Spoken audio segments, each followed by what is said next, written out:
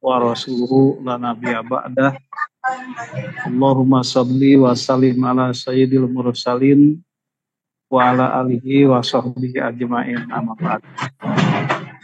Ayyuhal hadirun, taqullaha haqqa tuqatih wa la tamutunna illa wa antum muslimun. Wa qala Allahu ta'ala fil Qur'anil Karim, a'udzu billahi samiil alim minasyaitonir rajim. Ya ayyuhallazina amanu taqullaha wa qulu qawlan sadida yuslih lakum a'malakum wa yaghfir lakum dzunubakum wa may yuti'illaha wa rasulahu faqad faza fawzan 'azima. Al-ayatan. Hadirin jamaah yang Allah muliakan, alhamdulillah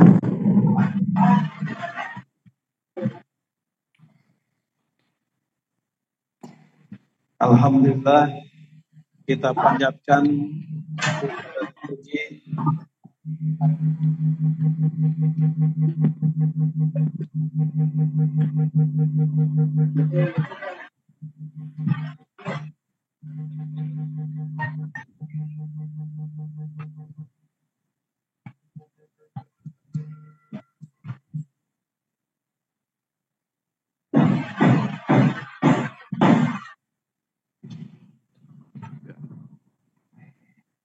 kita panjatkan puja dan puji serta syukur kehadirat Allah Subhanahu wa taala. Pada kesempatan ini kita diperkenankan oleh Allah Subhanahu wa taala untuk kembali melaksanakan azam kita, yakni melaksanakan rencana kita mengadakan kajian Sahih Bukhari, yang pada kesempatan ini jamaah sekalian kita sampai pada bahasan tentang bab waktu fajar, yakni bab tentang waktu sholat subuh. Jamaah yang Allah muliakan, hanya sebelumnya seperti yang sering kita laksanakan, kita ingin berwasiat dulu untuk diri kita.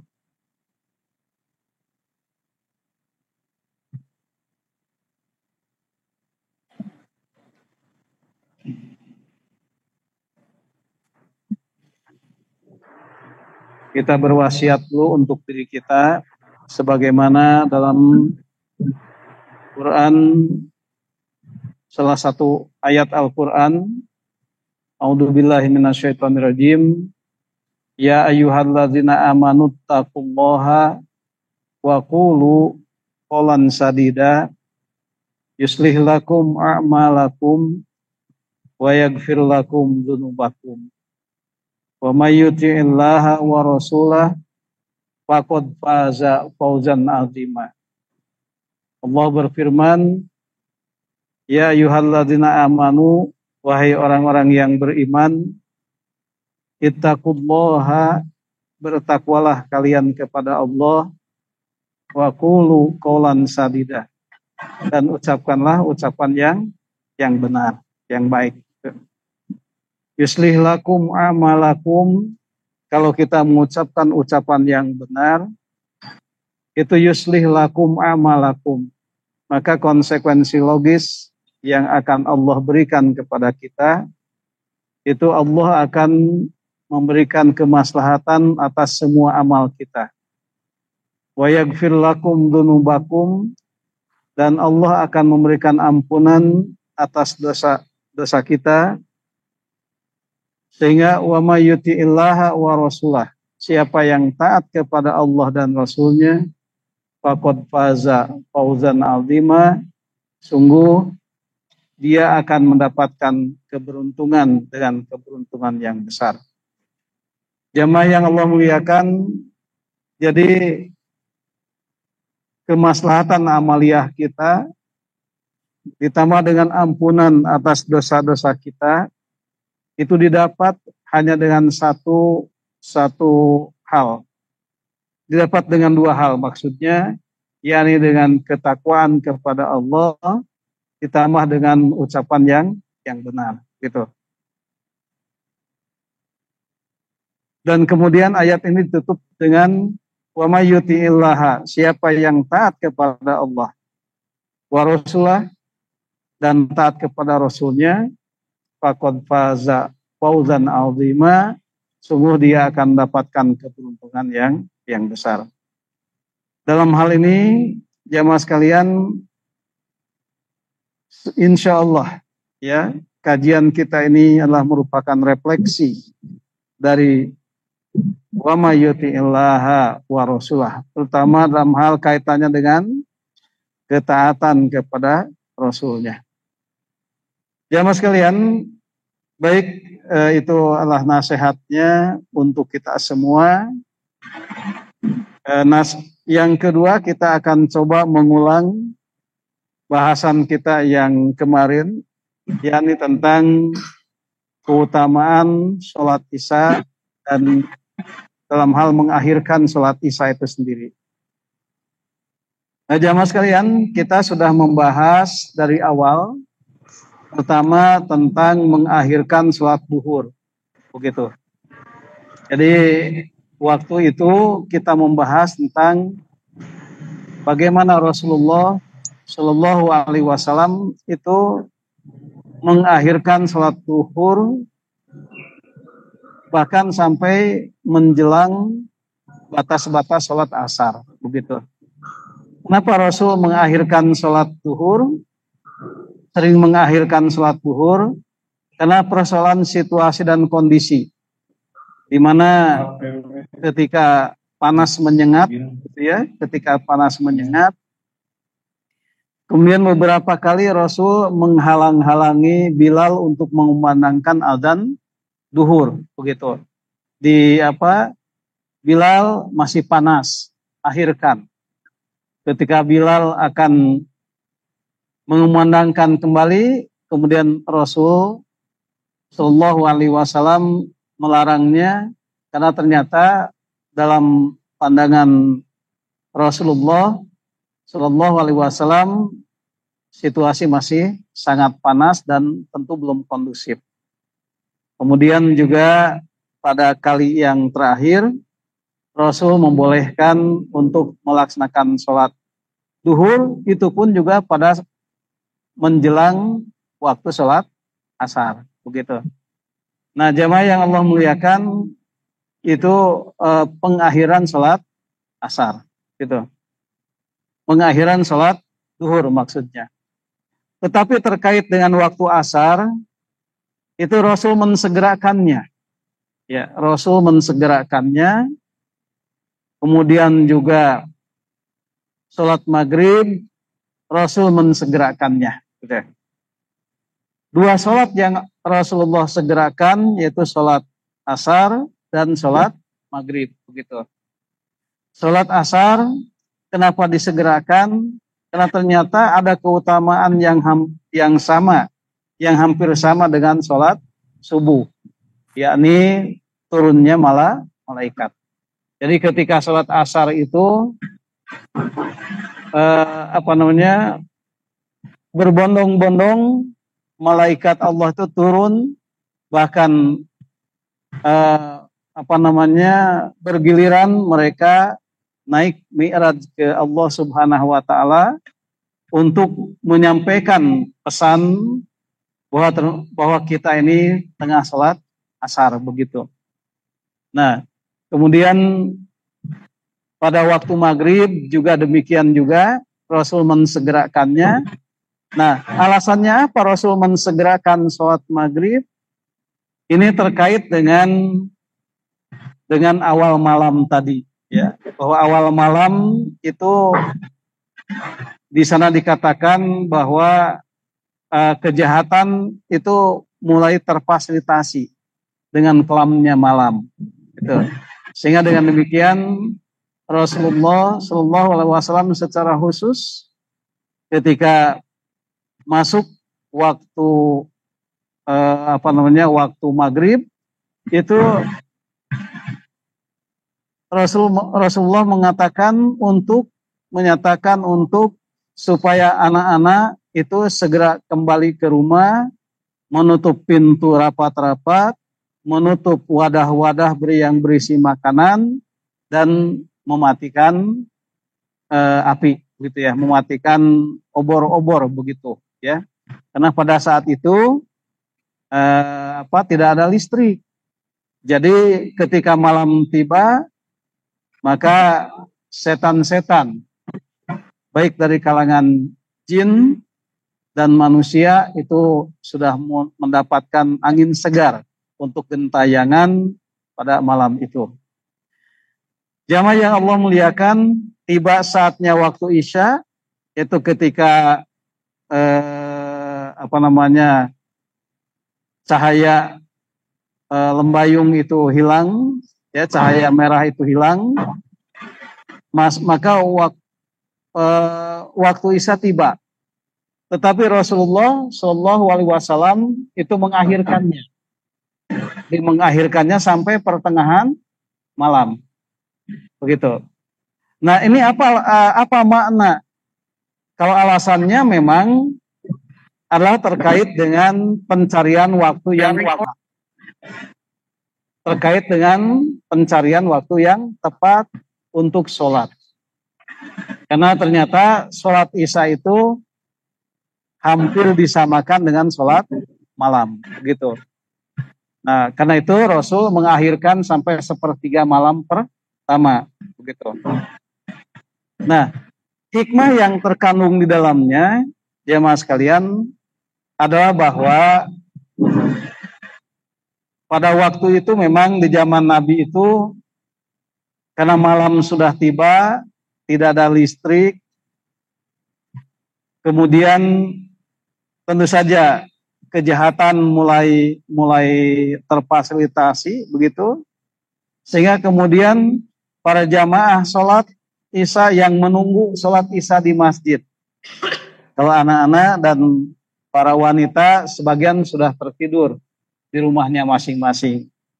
Nah, yang tinggal adalah para jamaah laki-laki yang tertidur, sebagian menunggu dengan tertidur, duduk sambil tidur, kemudian sebagian lagi zikir, menunggu kedatangan Rasul untuk Bilal mengumandangkan azan, begitu.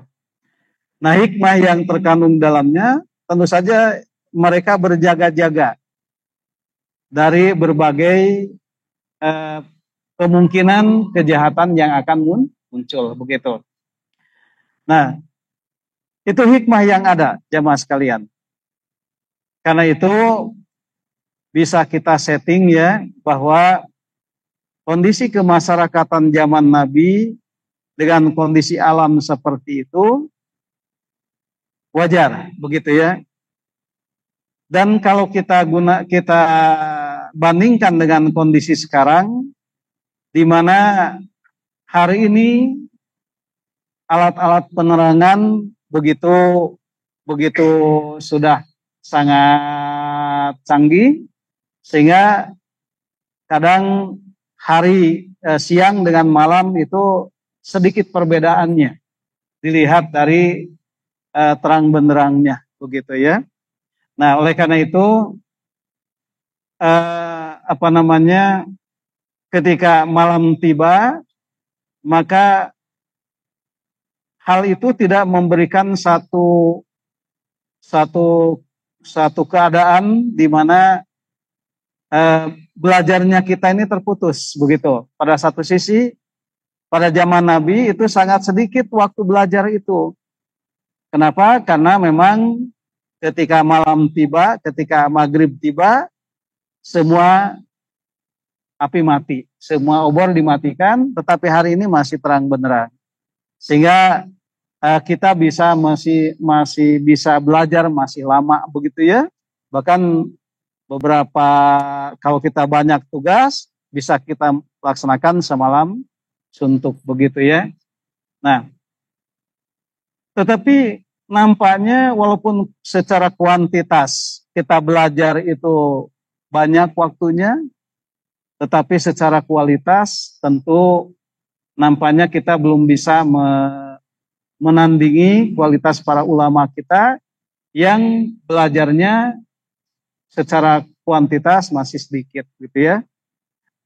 Kita ingat ada ulama yang memaksakan diri belajar sampai larut malam, menulis kitab dengan penerangan seadanya, tiba-tiba di akhir hayatnya beliau mengalami kebutaan gara-gara penerangan lampunya sangat terbatas begitu. Nah itu jamaah sekalian ya. Karena itu jamaah sekalian bersyukurlah kita ya. Malam tiba itu kondisi belajar kita masih tetap relatif stabil kita lakukan. Tetapi tentu saja terkait dengan keberadaan malam sebagai fasilitas yang besar dari kejahatan yang muncul, itu tidak gugur kehati-hatian kita karena terang benderangnya malam yang hari ini tengah kita lalui seperti itu ya. Jadi tetap saja walaupun terang benderang itu tidak boleh menggugurkan kehati-hatian. Karena tetap saja malam bagaimanapun keadaannya itu memberikan faedah kejahatan. Jadi waktu maghrib itu Rasulullah Shallallahu Alaihi Wasallam mensegerakannya kecuali Isya tadi. Nah pada kesempatan ini coba kita masuk pada waktu pada waktu subuh ya. Jadi sepertiga malam pertama itu masuk ke waktu subuh itu sangat dekat ya, sangat dekat. Nah kemudian Rasulullah dan para sahabat setelah melaksanakan sholat Isya kemudian tidur dan bangun lagi sepertiga malam terakhir untuk melaksanakan sholat tahajud begitu. Jadi kira-kira berapa jam tidurnya Rasul gitu ya, berapa jam gitu ya. Jam 12 malam itu tertidur, jam 3 bangun kembali, jam 3 pagi bangun kembali. Bahkan ada sahabat yang masih melanjutkan sholatnya dari jam 12 malam nyambung ke waktu sahur gitu ya. Nah itu terutama di bulan Ramadan. Di bulan Ramadan sholat tarawihnya selesainya waktu sahur begitu. Karena di samping sholat Isyanya juga malam-malam, sepertiga malam pertama begitu, dan nyambung waktu subuh. Jamaah yang Allah muliakan, baik kita masuk ke bab waktu sholat fajar begitu. Itu materinya sudah Bapak share ya di grup ya. Nanti di selain grup nanti Bapak share setelah ini ya. Jadi ada yang offline dan jamaah yang ada di YouTube dan sahabat apabila keterbatasan itu dan ini bisa gabung ke grup kajian hadis melalui narahubung yang disampaikan di layar begitu. Jamaah yang Allah muliakan, Bapak dan Ibu yang ada di YouTube, kemudian hadirin sahabat karib kerabat dimanapun Anda berada, demikian juga adik-adik mahasiswa yang ada di YouTube, para pelajar juga, terlebih adik-adik yang offline di Masjid Al-Furqan ini. Kita masuk ke bab waktu fajar. Salat fajar itu salat subuh maksudnya. Kita masuk ke hadisnya. Sini kita baca hadisnya ya. Hadasana telah menceritakan kami. Nah, kami ini siapa? Kami ini Imam Bukhari ya. Kami ini Imam Bukhari. Jadi kata Imam Bukhari, ketika beliau menuliskan hadis ini, kemudian dia merujuk kepada gurunya yang meriwayatkan hadis kepada beliau. Kata beliau, hadatsana telah menceritakan kepada kami siapa gurunya, yakni Hasan bin Sobah. Nah, jadi Hasan bin Sobah itu adalah gurunya. Ya. Nah, Hasan bin Sobah juga mendapatkan hadis ini dari Rauh bin Ubadah. Sehingga dikatakan Sami'a telah mendengar. Siapa yang telah mendengar? Itu Hasan bin Sobah. Mendengar siapa? Mendengar perkataan Rauh bin Ubadah. Nah, kemudian hadatsana telah menceritakan kepada kami. Nah, kami yang kedua ini siapa? Rauh bin Ubadah. Nah, Rauh bin Ubadah mendapatkan hadis ini dari siapa? Dari Sa'id. Sa'id mendapatkan hadis ini dari siapa? An Qatadah, dari Qatadah. Qatadah mendapatkannya dari siapa? Dari Anas bin Malik. Nah, itu yang disebut dengan susunan isnad atau sanad. Begitu. Tetapi kalau kita menyatakannya dalam bentuk periwayatan, kita memulainya dari Anas bin Malik. Ya, Anas bin Malik meriwayatkan hadis ini meriwayatkan hadis kepada Qatadah. Qatadah meriwayatkan hadis kepada Sa'id. Sa'id meriwayatkan hadis kepada Ubadah. Ubadah meriwayatkan hadis kepada Rauh bin Ubadah meriwayatkan hadis kepada Hasan bin Sobah. Hasan bin Sobah meriwayatkan hadis kepada Imam Bukhari. Imam Bukhari menuliskannya dalam kitab Sahih Bukhari. Nah, begitu. Kemudian Imam Bukhari mempertanggungjawabkan hadis ini kepada Hasan bin Ubadah. Hasan bin Ubadah mempertanggungjawabkan kepada Rauh bin Ubadah. Rauh bin Ubadah mempertanggungjawabkannya kepada Sa'id.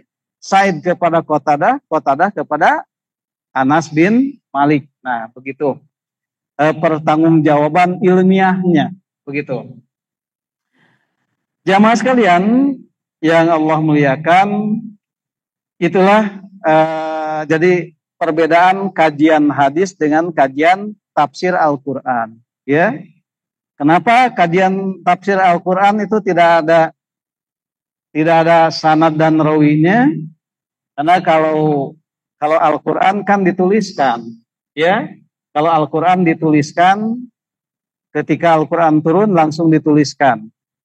Tetapi kalau hadis tidak dituliskan, ya. Hadis itu diriwayatkan.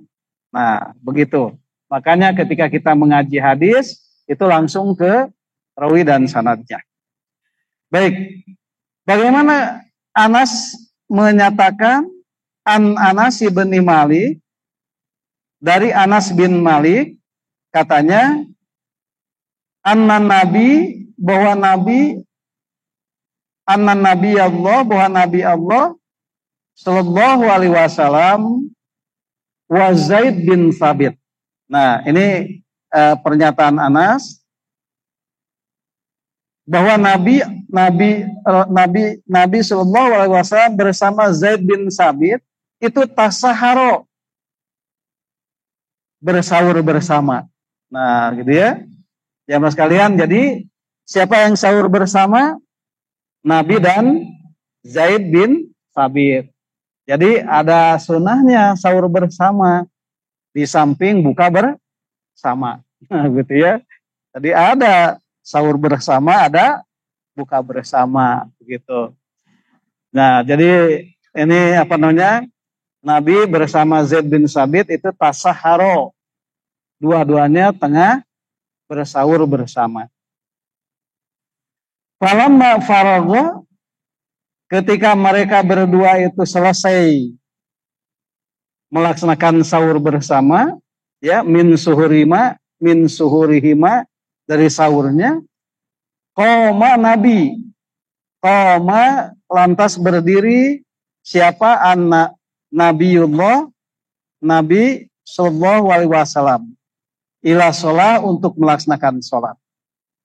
Jadi setelah berdua selesai sahur bersama, kemudian Nabi kemudian melaksanakan sholat, fasolla, maka beliau sholat, maksudnya sholat subuh. Ya, tentu saja Nabi sholat subuh mengimami para sahabat. Qulna li Anas, dan kami bertanya kepada Anas,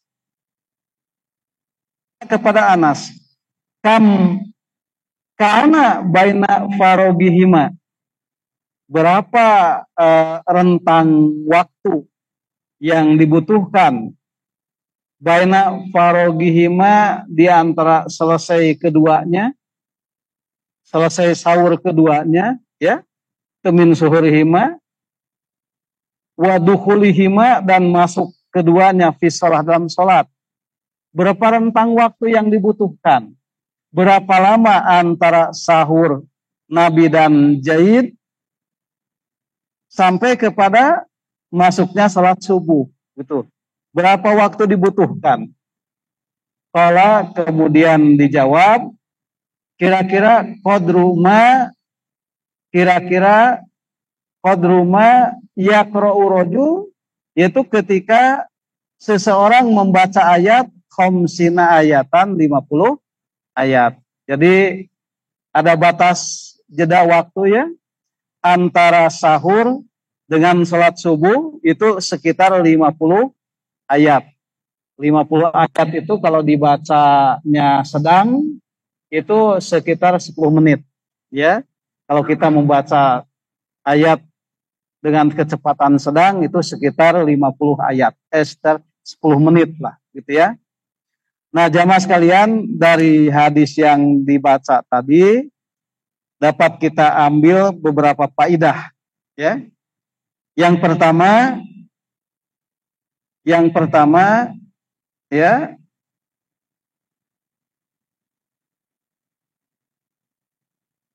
bahwa sahur itu seyogianya, afdoliyahnya itu diakhirkan. Jadi kita sebaiknya mengakhirkan sahur, gitu ya. Tidak diawalkan, sunnahnya diakhirkan sampai menjelang waktu subuh, begitu ya. Ada batas waktu memang untuk ke air, ya, untuk wudhu lagi kalau yang batal, begitu. Itu sekitar 10 menit atau 50 ayat, gitu ya. Nah, kemudian Nabi Shallallahu Alaihi Wasallam mensegerakan sholat subuh. Jadi sholat subuh itu disegerakan. Tetapi dalam hadis yang kita bahas ini, jamaah sekalian, itu tidak disebutkan adanya sholat rawatib. Sholat rawatib qobliyah, 2 rakaat sebelum sholat subuh. Nah, namun sholat rawatib qobliyah itu disebutkannya dalam hadis yang lain, ya. Bahkan jamaah sekalian, Bapak Ibu, kita sapa-sapa dulu, ya. Nah, karena ini banyak jamaah dari ibu-ibu, dosen-dosen kita juga ada, ya. Kemudian juga sahabat karib kerabat di beberapa tempat juga ikut. Bahkan tempo hari ada yang dari mancanegara juga, gitu, yang ikut juga. Tentu saja adik-adik mahasiswa dan pelajar, terlebih yang offline hari ini yang Bapak cintai, ya.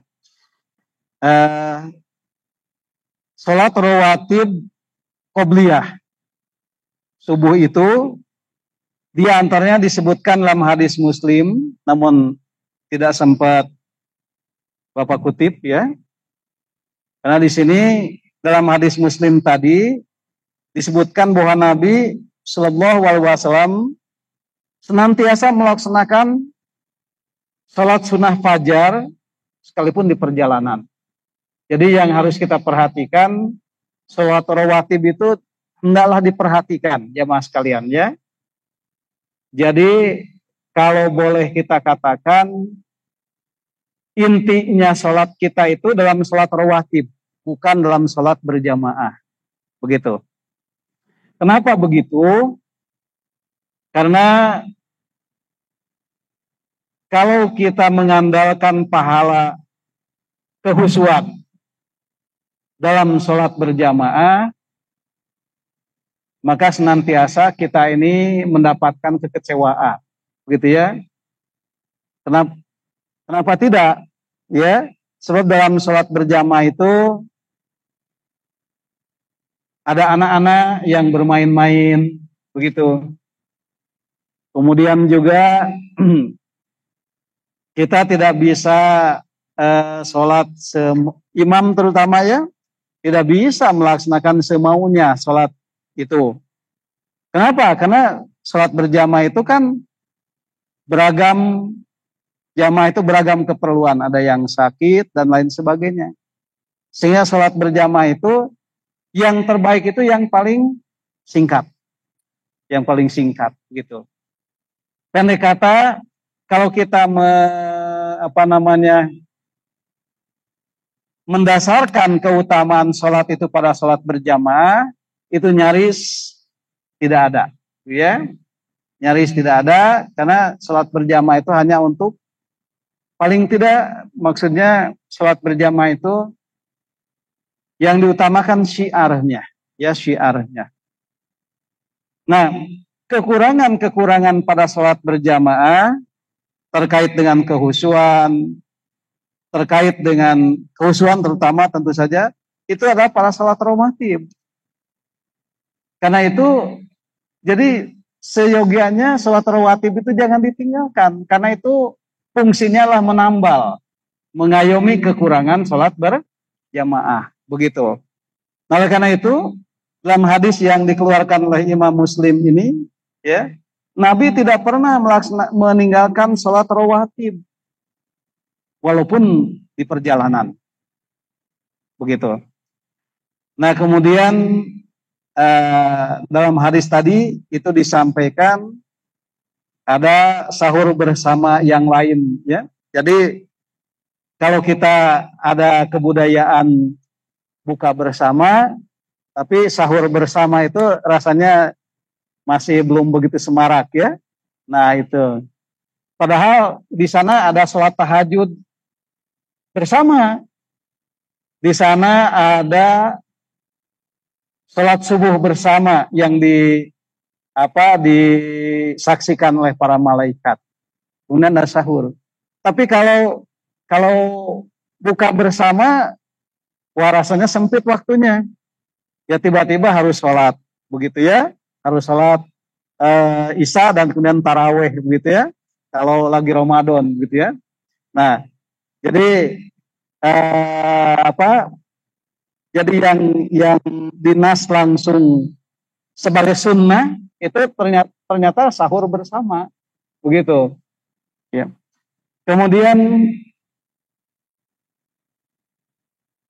terkait dengan para wanita yang menghadiri sholat subuh, ya, dan tentu saja sholat yang lainnya, termasuk sholat isya, ya,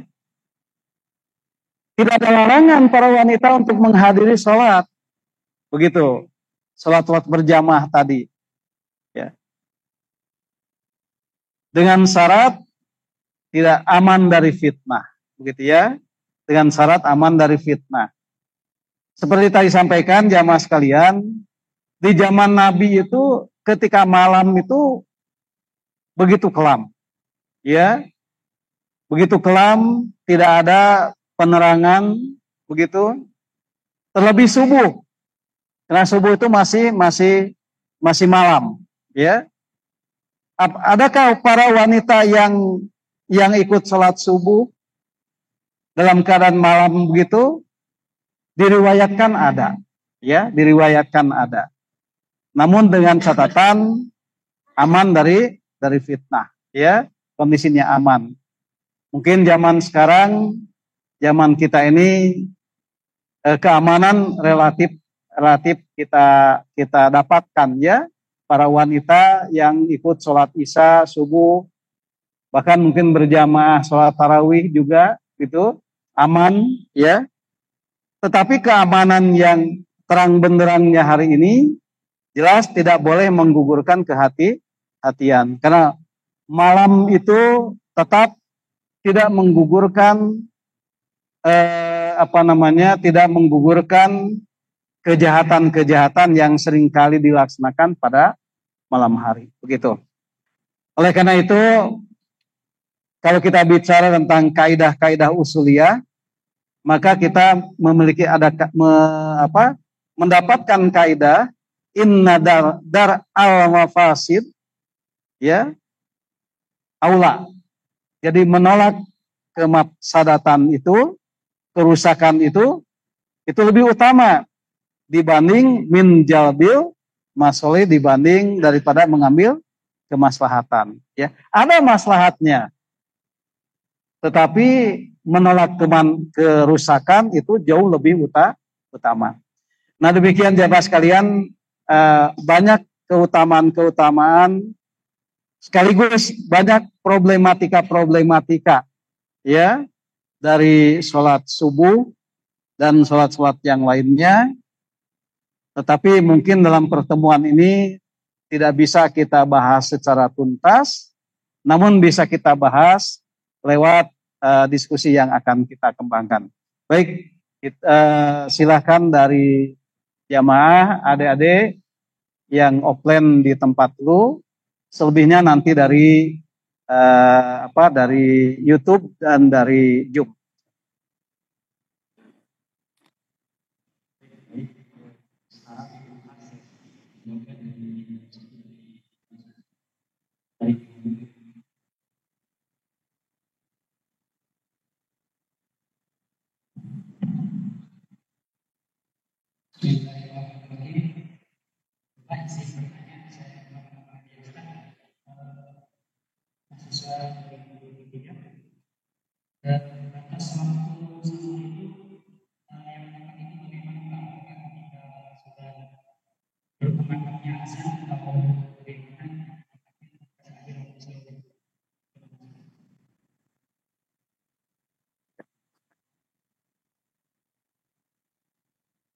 Ya, baik, nih pertanyaan bagus ya dari saudara kita. Batas akhir sahur ya, batas akhir sahur. Ini Ramadan itu sekitar 5 bulan lagi ya. 5 bulan lagi, sebentar sekali. Baru saja kita meninggalkan Ramadan ya. Nah, waktu itu sangat cepat berlalu ya.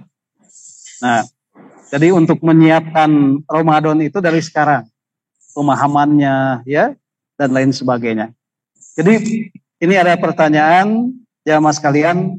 Jadi batas akhir sahur itu kapan? Adzan subuh. Adzan subuh. Jadi adzan subuh itu batas akhir sahur. Apakah bertepatan atau bagaimana kalau misal kita azan tiba-tiba kita masih mengunyah makanan, belum nyikat gigi ya, belum masih terselip di gigi kita makanan, bagaimana? Ya bersihkan saja. Kalau yang masih punya saja, jangan dibuang. Begitu. Ini misal ini kita masih mengunyah makanan, tiba-tiba azan subuh berkumandang, kemudian tiba-tiba kita muntahkan makanan dari mulut kita. Jangan, punya saja, kemudian minum saja. Ya, tertib saja, minum, kunyah, minum. Yang tidak boleh itu kemudian menyuk nasi lagi ke piring, itu yang tidak boleh. Ya, nah, jadi nggak boleh. Jadi makanan yang ada di mulut itu dikunyah sampai habis, tertib, kemudian nyikat gigi dulu, ya, kemudian buang makanan-makanan yang tersisa di gigi, kemudian minum. selesai sudah, tertib gitu ya. Yang tidak boleh itu ngambil makanan lagi ke nasi, itu yang tidak boleh begitu.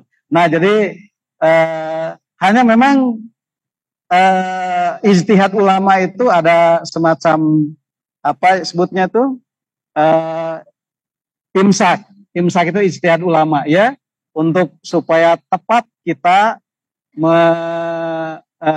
bersiap-siapnya. Nah, itu hanya kalau dalam hadis ini kan sekitar 50 ayat tadi, sekitar 50 ayat tadi batasnya. Ya tentu saja itu ditujukan untuk apa? Untuk bagi mereka yang belum wudhu ya, dan lain sebagainya, sebagai untuk persiapan sholat gitu. Baik ya.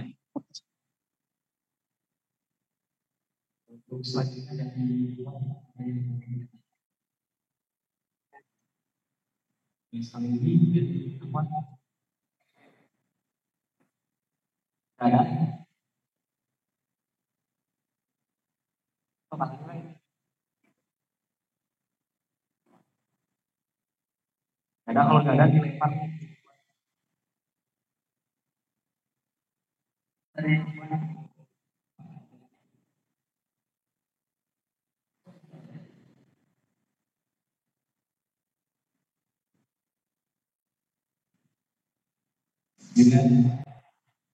Oh,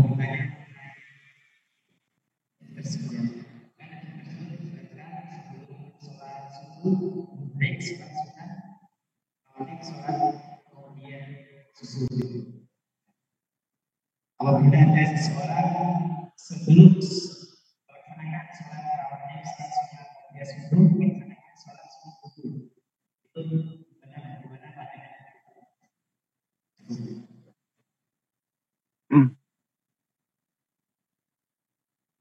Ya, jadi memang banyak ini ada pertanyaan bagus ya. Jadi bagaimana dengan sholat-sholat syukrul wudhu begitu? Dan bahkan kalau masuk masjid ada tahiyatul masjid kan gitu. Apa itu dilaksanakan? Tentu dilaksanakan. Kalau kita datangnya awal ke masjid begitu.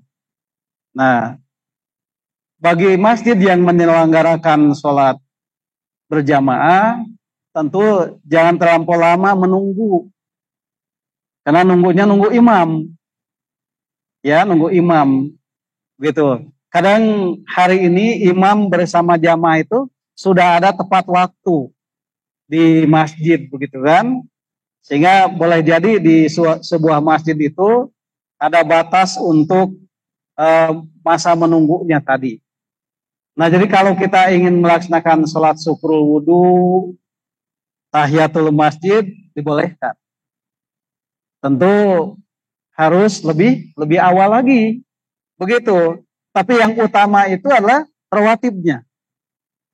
Rawatibnya. Karena rawatib itu adalah sholat untuk mengayomi kekurangan sholat-sholat kita dalam sholat berjamaah. Begitu. Itu jadi rawatibnya yang paling utama. Jadi jangan sampai kemudian ini kita belum sholat syukrul wudhu.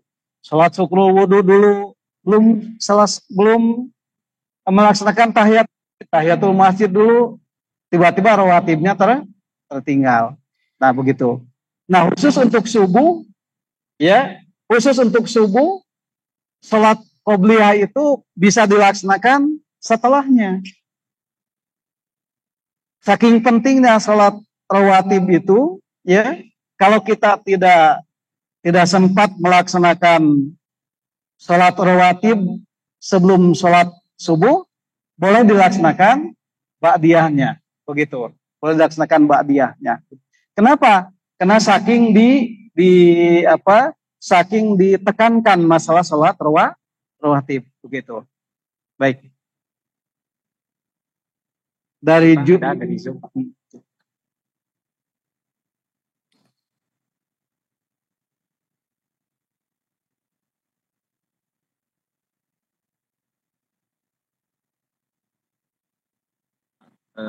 Ada pertanyaan dari Kang Ramdan Mubarok. Assalamualaikum, bisa izin bertanya. Mohon maaf, berbeda konteksnya, hanya saja ada sebagian ulama Ustaz yang berpendapat lain terkait sholat, khususnya subuh. Yang ingin saya tanyakan, bolehkah berdoa di dalam sujud terakhir menggunakan bahasa kita sendiri? Karena kita tahu bahwa salah satu doa yang paling dijabah itu adalah di sujud terakhir. Terima kasih. Gitu. Ya, baik. Terima kasih Kang Ramdan ya. Ya, tadi sudah disampaikan pertanyaannya. Ya, Assalamualaikum, Waalaikumsalam warahmatullahi wabarakatuh. Ini ada pertanyaan dari saudara kita ya, Kang Ramdan, tentang bolehkah kita ini berdoa dengan bahasa kita sendiri pada waktu sujud? Memang Pak, seperti sedang berdoa, oh, ini ada tambahan nih. Jadi berdoa dalam sujudnya itu kondisi tangannya katanya dalam posisi berdoa. Jadi telapak tangannya menghadap ke atas, tapi wajahnya sujud begitu. Nah, begitu ya. Nah, jadi sujud wajahnya gitu ya. Nah, itu apakah boleh? Nah, ini mah mendolimi diri sendiri ya. Nah, jadi tentu saja tidak dalam kondisi tangan yang mengangkat tangan ya. Sujud kita sujud saja ya. Sujud, kemudian kita berlama-lama dalam sujud, karena Rasul pun berlama-lama dalam sujud ya. Nah, dalam sujud itu kita berdoa ya. Tetapi kalau posisi kita jadi makmum, tentu tidak sebebas itu ya. Demikian juga kalau posisi kita jadi imam ya. Jadi imam itu harus mimpin sholat ringkas ya, ringkas gitu. Jangan sampai karena ada hadis bahwa sebaik-baiknya sholat yang diijabah itu ketika sujud, sehingga imam pun juga berlama-lama sujud, tidak bagus juga ya. Atau apalagi ketika kita jadi makmum. Nah, karena ada hadis tadi, imam sudah rakaat keberapa kita masih sujud saja karena ingin berdoa, itu juga salah. Nah, itulah karenanya jamaah sekalian, kita ini kita diberikan oleh Rasulullah Shallallahu Alaihi Wasallam itu adanya salat rawatib. Nah, jadi kalau kita berlama-lama dalam sujud, itu pada kita salat sendiri. Dalam salat tahajud yang tidak berjamaah, dalam salat rawatib, bolehlah kita ruku yang lama, sujud yang lama, ya, curhat kepada Allah tentang keadaan kita dan lain sebagainya, itu dikala kita sendiri. Makanya pesannya jangan meninggalkan rawatib. Karena inti salat kita itu pada salat rawatib. Ya, bukan pada salat berjamaah, begitu. Ya, tentu saja yang seperti yang sampaikan tadi itu tidak bagus ya. Tangan, posisi berdoa tangannya kemudian begitu ya. Padahal doa itu macam-macam. Posisi tangan berdoa itu ada begini ya, ada begini juga sama ya, macam-macam ya, gitu. Ya, baik.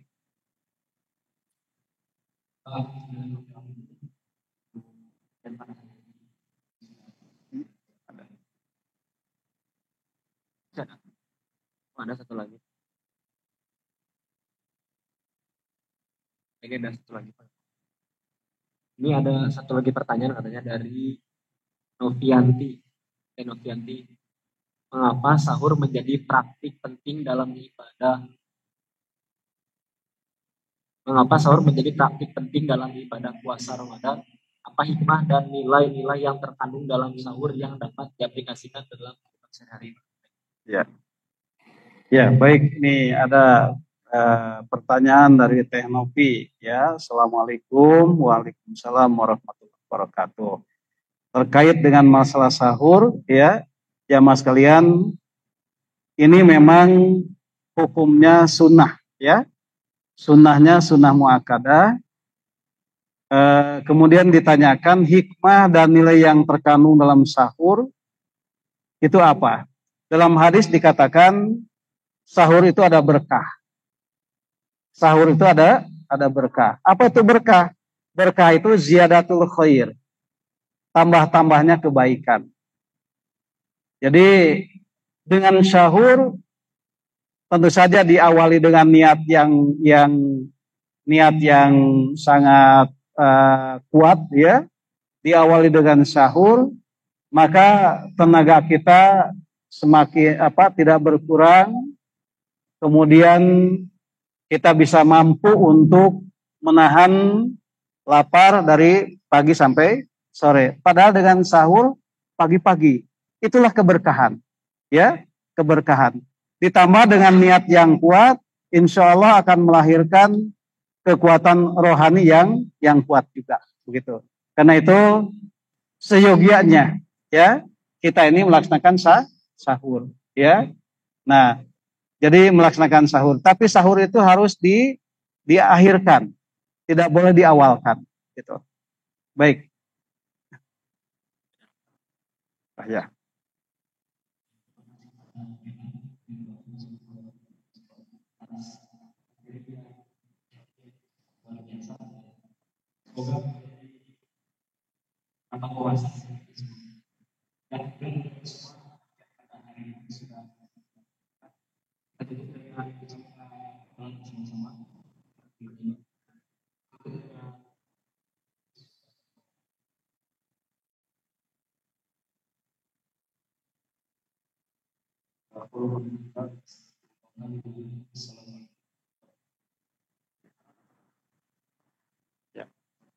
Alhamdulillah, jamaah sekalian, alhamdulillah kita sudah menyelesaikan bahasan kita hari ini.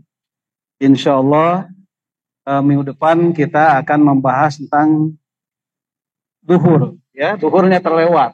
Karena kita mulai dari kenapa kita harus mengakhirkan sholat duhur, begitu ya. Tetapi sekali lagi apa yang dilaksanakan oleh Rasulullah Shallallahu Alaihi Wasallam tadi itu pada settingan zamannya, ya. Hari ini nampak tidak begitu kondusif melaksanakan sunnah itu karena satu dan dua hal, begitu ya. Oleh karena itu yang lebih pas dalam pelaksanaan sholat berjamaah itu terkait dengan para penyelenggara sholat berjamaah itu harus dilaksanakan tepat di awal. Nah, untuk mengakhirkan sholat-sholat yang tadi sebutkan itu kembali kepada kewajiban kita secara person saja, begitu. Itu saja. Wasyhadu bi anna muslimun. Assalamualaikum warahmatullahi wabarakatuh.